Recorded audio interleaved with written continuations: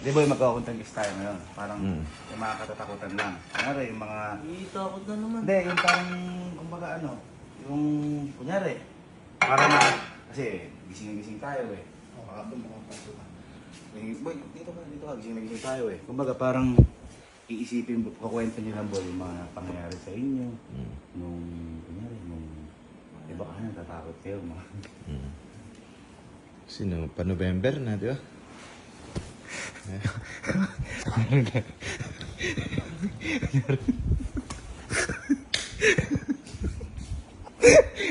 Sarap kasi. Sarap.